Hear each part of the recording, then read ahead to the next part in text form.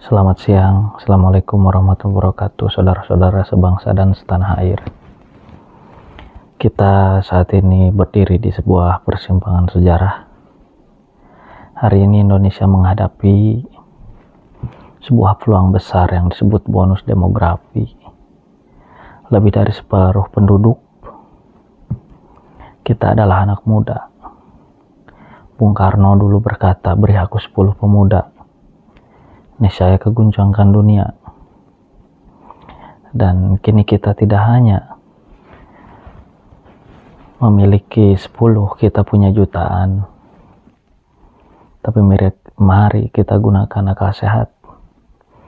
Apakah anak muda ini hanya akan jadi penonton di negeri sendiri, ataukah mereka mampu menjadi penggerak sejarah jika tidak dibekali pendidikan yang bermutu dan kesempatan kerja? Bonus demografi bisa berubah menjadi bencana pengangguran massal. Di sisi lain ada sebuah dunia baru yang sedang tumbuh, ekonomi digital.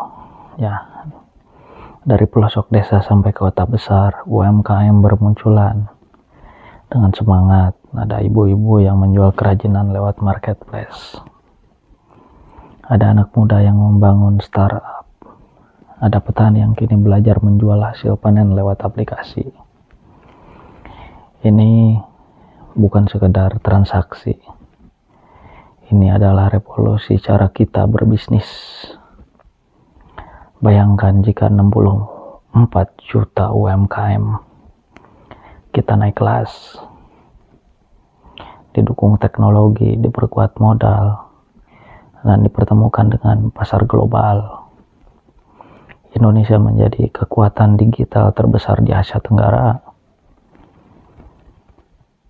Tapi jangan lupa, teknologi tanpa keadilan hanya akan menciptakan jurang antara yang mampu dan yang tertinggal.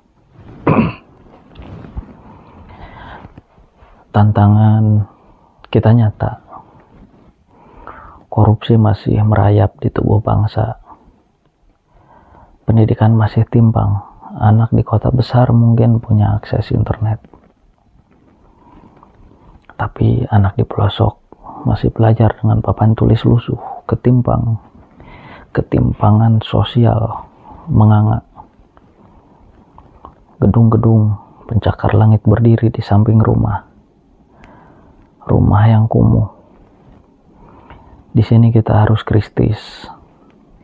Jangan biarkan politik identitas menutupi masalah nyata. Jangan biarkan kekayaan negeri hanya jadi milik segelintir orang. Kalau kita biarkan, kita sedang menggadaikan masa depan anak cucu. Tapi mari kita lihat dengan pandangan yang lebih jauh. Tahun 2045 Indonesia itu genap 100 tahun kalau nggak salah. Inilah yang disebut Indonesia Emas. Apa artinya emas kalau rakyatnya masih miskin? Apa gunanya 100 tahun merdeka kalau generasi mudanya masih kalah bersaing? Maka Indonesia Emas bukan sekadar angka tahun, melainkan visi. Bangsa yang berdaulat atas pikirannya, adil dalam ekonominya, cerdas dalam teknologinya, bermartabat di mata dunia. Saudara-saudara, masa depan tidak datang dengan sendirinya. Harus diraih dengan keberanian, dengan kerja keras, dengan cinta pada tanah air.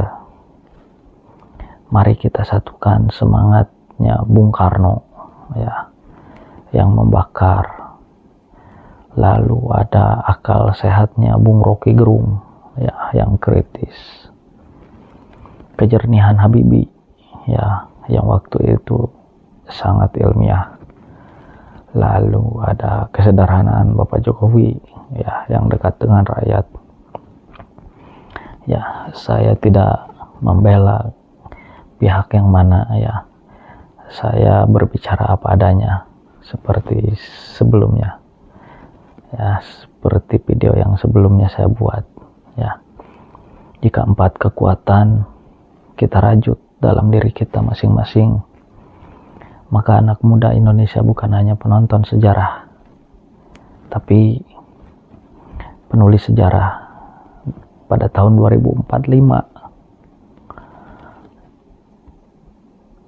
Dunia akan menoleh ke katulistiwa ya, melihat bangsa ini dan berkata Indonesia bukan hanya sekedar hanya besar karena jumlah penduduknya, tetapi karena memang keberanian dan kebijaksanaannya dalam menghadapi masa depan. Ya, salam. Saya Asep Doni dari Garut ya, kepada para pemimpin yang saat ini melaksanakan tugas ya, dijaga baik-baik, ingat apa tujuan utama ya, supaya kita mengingat kembali apa tujuan saat ini tuan-tuan bekerja ya, sebagai suara rakyat ya, rakyat yang memilih. Terima kasih.